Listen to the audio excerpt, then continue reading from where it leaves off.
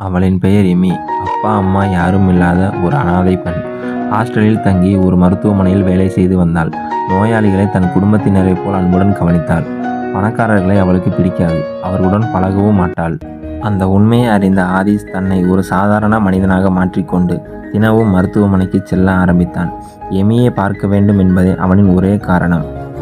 வேலை முடிந்து ஹாஸ்டலுக்கு செல்லும் பொழுது அவள் பின்னால் நடந்து செல்வான். ஒரு நாள் இரவு எமி வேலை முடிந்து வெளியே செல்லும் பொழுது திடீரென கனமழை பெய்ய ஆரம்பித்தது. பஸ் ஸ்டாப்பில் அவள் தனியாக நின்றிருந்தாள். அந்த நேரத்தில் பைக்கில் வந்த 2 பேர் அவளை தொந்தரவு செய்ய ஆரம்பித்தார்கள். நேரத்தில் அவள் பேச முடியாமல் நின்றிருந்தாள். தொலைவில் இருந்து மழையில் நனைந்தபடி ஆதிஷ் ஓடி வருவதை பார்த்ததும் இருவரும் அங்கிருந்து ஓடினர். பின் எமியுடன் பேசிக்கொண்டே அவள் ஹாஸ்டல் வரை பாதுகாப்பாக அழைத்துச் சென்றான். அந்த இரவில் பயம் நட்பாக மாறியது. அடுத்த நாள் எமி சிரித்தபடி கேட்டாள், "உங்களது பெயர் என்ன?" "என் பெயர் ஆதிஷ்." "என் பெயர் எமி" என்றாள் அவள். அந்நாளிலிருந்து இருவரும் நல்ல நண்பர்களாயினர்.